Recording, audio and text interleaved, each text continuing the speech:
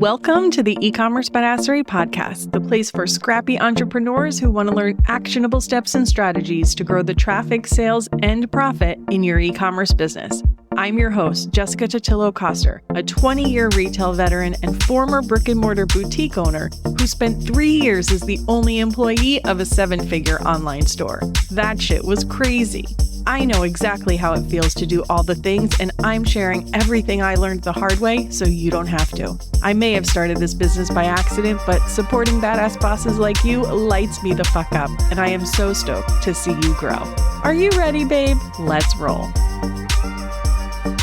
Welcome back to the E-commerce Badassery podcast. I'm your host, Jessica Totillo-Coster. As much as I love talking e-commerce on the podcast each week and surprisingly have more to say than I think, I always want to make sure I'm answering the questions you have about your business at any given time. While I regularly use the lounge as inspiration for episodes based on conversations we're having there, I recently asked my email list, if you could ask me anything about Q4 marketing, what would it be? Today, we're going to answer those questions. Let's start with the elephant in the room and the question I got some version of more than once. Will people still be spending money in Q4? How are things like the economy, tariffs, and everything else going to affect holiday sales? First off, I don't have a crystal ball, and the truth is no one does.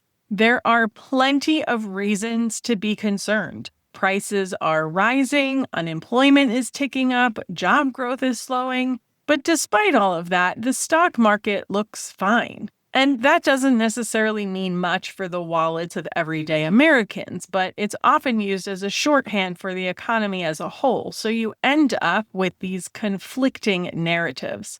I'm no economist, but my guess is the market looks steady because the full brunt of tariffs hasn't hit yet. Companies have been trimming payrolls with layoffs and leaning on AI to protect or grow profits.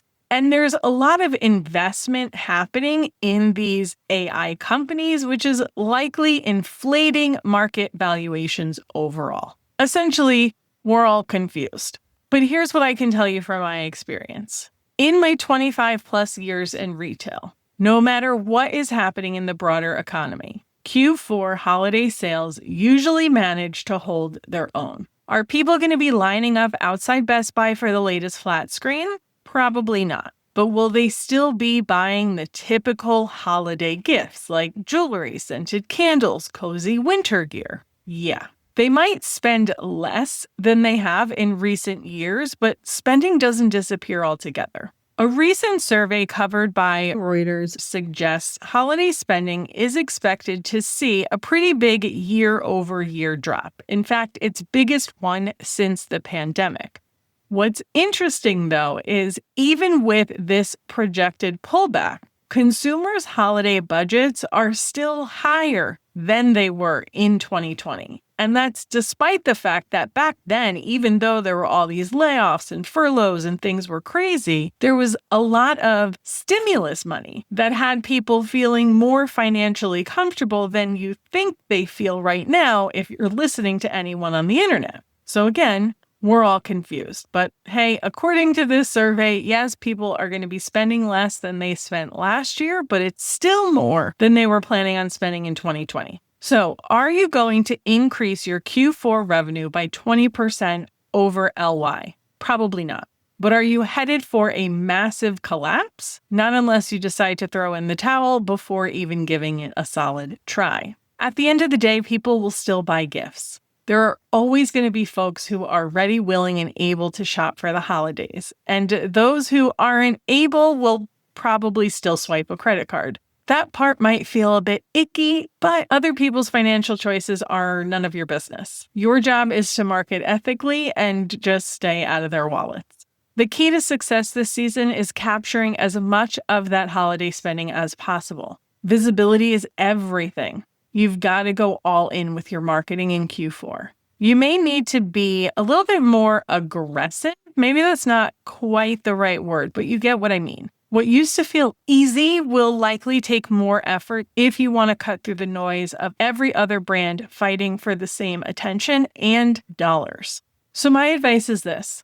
Market as if there is no trouble in the economy. Be conservative when it comes to stocking holiday-specific products and lean more heavily into your evergreen items. That way, even if you don't sell through every unit during the season, you know you can move that inventory later on. Next up, do I have to run a Black Friday sale? One of my email responses asked, how should we approach Black Friday if we don't buy into mass consumerism? Our brand has sustainable values, but we feel expected to do something. Let me start by saying this. You absolutely do not have to run a Black Friday sale if it doesn't align with your brand values. If you decide not to, that's okay. Just make sure you communicate that to your customers and tell them why you're doing it. Be unapologetic about it. Share your perspective with your customers and give them a reason to rally around you. Now, would you make more sales if you run some sort of Black Friday promotion? Yes, that's just the nature of the season. But that doesn't mean you won't sell anything if you sit it out. You will still have people who support you because they believe in your mission, and sometimes that kind of loyalty is even more valuable than chasing a short-term spike in sales. We've seen well-known examples of this in action. Outdoor retailer REI launched its Opt Outside campaign in 2015, closing their stores on Black Friday and paying employees to spend the day outdoors instead of working. That is now permanent in their company. Cards Against Humanity actually raised their prices on Black Friday to discourage shopping, and we've seen some fashion labels go completely dark by shutting down their websites and redirecting visitors to educational content about mindful consumption and garment care. Now, are you going to get the same kind of PR buzz as REI if you go dark on Black Friday? Probably not. And let's be honest, these companies likely made up for any missed sales elsewhere in the season. But will taking a values-driven stance resonate deeply with your existing customers? For sure. If you're going to go this route, I recommend you partner up with some other small businesses that have a similar stance as you, because together, collectively, you'll be able to make a bigger splash and get more attention. That said, if you do want to participate without feeling like you're giving into the mass consumerism side of things, here are a few different approaches to run an anti-Black Friday campaign. Reward loyalty instead of discounts. Instead of blasting out a site-wide sale, you could create exclusive perks just for your best customers. That could be early access to new or limited edition products, a thoughtful gift with purchase, bonus reward points. This shifts the focus away from discounting and puts the spotlight on nurturing your most valuable relationships. You can also encourage mindful shopping by highlighting products that last. Frame your sale around investing in quality pieces, not quick trends. Patagonia does this by offering free repairs to extend the life of their products. IKEA has done this with Buyback Fridays, where customers could bring back pre-owned furniture for store credit.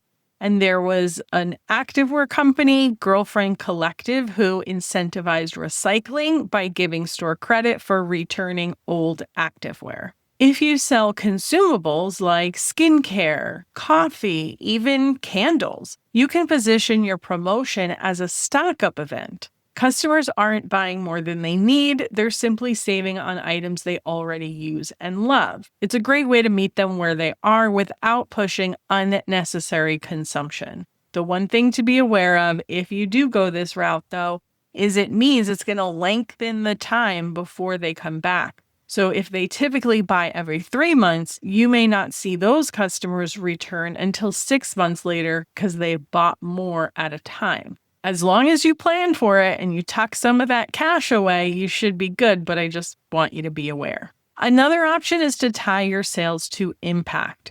Instead of giving discounts, donate that would-be discount to a charitable cause instead. If it makes sense for your product assortment, you could create a limited edition charity product where 100% of the profit goes to a cause you care about. The one thing I want to be real about in terms of charitable giving is it makes people feel good about their purchase, but it doesn't necessarily drive more purchases or profit. That's not a good or a bad thing. It's just something to be aware of. If your brand as a whole is just tied into charitable giving, then that might be different. But if this is just something that you pop up and do once in a while, it's not necessarily going to have a huge impact, but it's still a great message. At the end of the day, Black Friday doesn't have to be one size fits all. You get to decide how you show up, whether that's opting out entirely, reframing it in a way that aligns with your values, or tying into something bigger than just discounts. What matters most is being intentional and clear with your customers. When you lead with your values and communicate your why, the right people will always rally behind you. All right, next up, I got a lot of questions about the strategy and logistics of running a Black Friday promotion. Like, what should my offer be? How early should I start? How long should it be? How many emails is too many? Now, I've covered all of these questions a lot here on the podcast, so I'm going to give you a quick overview of my strategy and then direct you to some other episodes where you can dive deeper. When it comes to deciding your offer, the truth is it depends on your goals.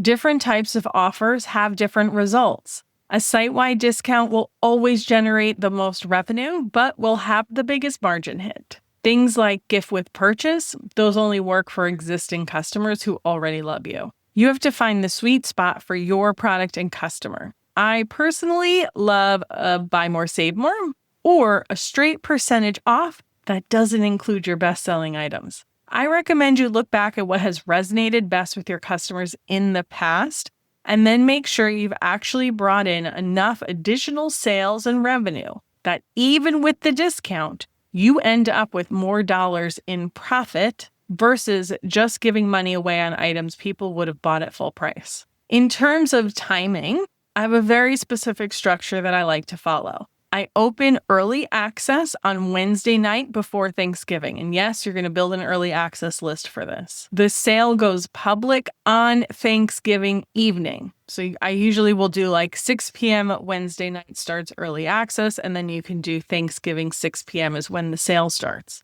Remember, by this time, people are sick of hanging out with their family and they're tired from all the food. So they're sitting on the couch scrolling their phones. You might as well give them something to buy. Then I like to run the same sale the entire Cyber 5 through Cyber Monday. I know a lot of brands will have something different on Cyber Monday to try and entice people to come back, or they'll try and do something special for Small Business Saturday. Truth is, I've never seen any of that make a big enough difference for the extra work that it creates. And in my experience, Cyber Monday never does as good as Black Friday anyway. So I say keep it simple for everyone and just have the same offer all weekend long. When it comes to your Black Friday weekend email schedule, you're going to want to send a lot of emails. I'm going to say that again. You're going to want to send a lot of emails. I've actually walked through my entire sending schedule in episode 157, so I definitely recommend you take a listen to that. Another question I got was, what do I think about running Black Friday sales early? And this has been a trend for the past few years, with the idea being that if you launch ahead of the rush, you'll stand out from the noise. But honestly, I think that trend is starting to fizzle out. I even noticed signs of it last year. Some of my students and clients who ran their promos early, like that's what they had been doing, they just didn't get the same traction they had in years past. My theory? Early sales just don't carry the same excitement that Black Friday weekend does. As chaotic as the weekend can be, there's a contagious energy around it that you simply don't get when you launch early. And let's not forget about FOMO. When shoppers have a set budget in mind, they might be hesitant to pull the trigger too early because they want to see what all of their favorite brands are offering before deciding where to spend. If you've been hanging with me for a while, you may be familiar with the sale I run, the Badassery Blitz. Now, I happen to run this after Black Friday because I want you to focus on your own business instead of worrying about what I'm doing. But I know that other educators are running sales like this during Black Friday. So I announce what will be included in the Blitz early before Black Friday so that you can plan your budget accordingly. This way, even though my sale is coming late, you already know what and if there's anything you want, so you can plan for it. So here is my advice. If you've historically run your promotion on Black Friday weekend itself, stick with it. This isn't the year to experiment. If you've been running your sale early, but you've started to notice diminishing results, consider shifting back to the traditional Black Friday weekend this year. If you've been running your sales early and they're still continuing to perform well, keep doing what you're doing. Another question that came up was, what happens after the holidays? How do I keep momentum going into January instead of hitting a sales slump? This is such an important question because January can be hell for e-commerce businesses. But as long as you plan ahead, you can absolutely keep the momentum going. One of my favorite ways to do this is with a bounce back offer. This is something you're going to give out to everyone who buys during Q4, and it's going to have an offer on it that's only valid in the new year. This gives your customers a reason to come back when sales are typically slow. One thing to keep in mind, though, is if you don't sell a consumable product, so this isn't something that people would already be coming back to buy regularly, is you probably want to line up those bounce back dates with the release of your next collection, or at least when you have a few new products.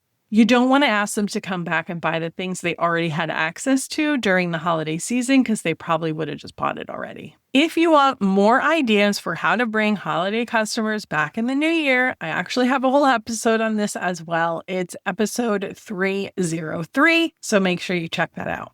And last but certainly not least was a question about planning for Q4 when life throws you a curveball. The exact wording was, how do you plan your fourth quarter when everything you had planned for the year goes up in smoke due to health issues in the family and you feel unmotivated and stuck because the world is on fire? First, let me just acknowledge, life happens. You are not a robot. You are a human being.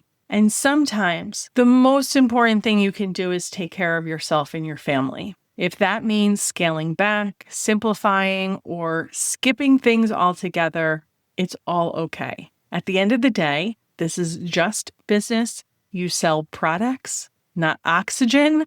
Your worth isn't measured by how much revenue you bring in during Q4. That said, I also want to remind you that you are the CEO of your business, and Q4 is the single biggest opportunity of the year to bring in cash. Sometimes putting on your big girl panties and showing up, even if it's not perfect, is the smartest move you can make because it buys you breathing room. If you can push through and get some extra sales now, you can give yourself the space to truly rest and recover in January and February without stressing about money. This is going to completely depend on your unique circumstances. If this business keeps a roof over your head and food on the table, then you might have to put on your big girl panties. But it's okay because know that it's going to bring you peace at the beginning of the year. If this business is not your livelihood and it's something extra that you do, or maybe you've recently started it and you really want to grow it because you want it to become your bread and butter, but you're not quite there yet, step away, friend, and take care of you. So if you are going to go forward with Q4, what does that look like if you are running on fumes? It means stripping your Q4 plan down to the bare essentials.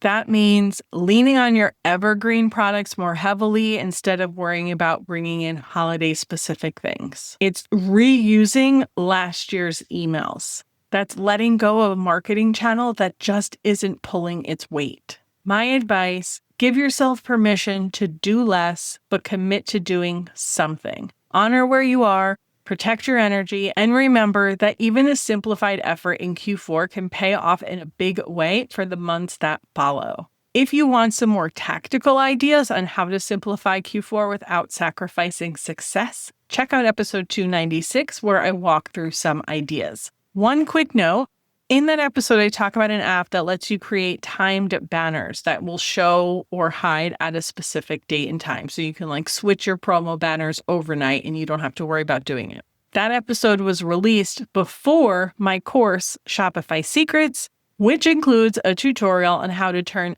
any section on your website into a timed section. Plus, Shopify Secrets is a one-time fee versus a recurring monthly charge and includes a whole bunch of other cool stuff to help you organize your Shopify store. So I would check that out and see if everything in it is a fit before you invest in that other app. And on that note, that is a wrap on today's Q&A. I hope this gave you some clarity and inspiration for how to approach Q4 this year, even if things feel uncertain or overwhelming. If you want to dive deeper into any of the topics we covered today, be sure to check the show notes for links to the other episodes I mentioned. I've also curated all of my Q4 episodes in one place at ecommercebadassery.com/holiday podcast. This year, I just updated it and put a Spotify playlist there instead of linking to the individual episodes on my website. I'm not sure why I didn't think about that earlier,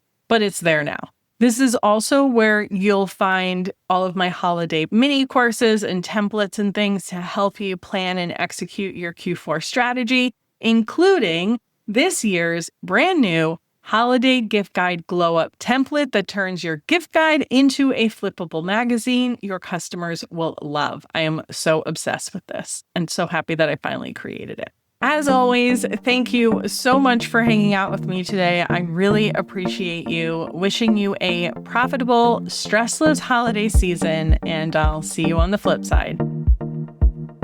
Thank you so much for listening to today's episode. If you want to learn more about growing your e-commerce business, get started with my free resource library at ecommercebadassery.com/free stuff and get an invite to the Lounge, my e-commerce marketing membership.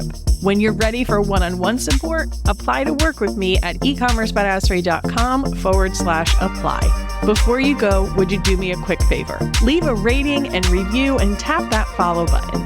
This pushes me up the chart so I can support more scrappy e-commerce entrepreneurs just like you. I'm on a mission to reach as many as I can, and I could really use your help. Thanks so much in advance. Until next time, e-commerce friend, stay badass.